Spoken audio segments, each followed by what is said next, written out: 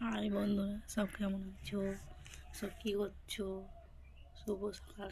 কি সব কী করছো? চা খাওয়া হয়ে গেছে। দেখো আমি এই চা খাওয়া দাওয়া করলাম।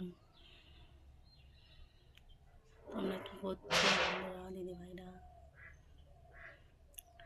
দেখো প্রচণ্ড এইদিকে ঠান্ডা পড়েছে, প্রচুর কুয়াশা লেগেছে এইদিকে।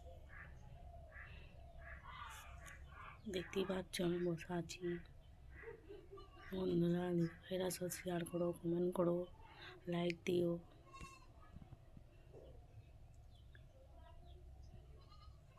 ও ঠান্ডাতে বেরোই নাই, সব বসে আছি ঘরের ভিতরে।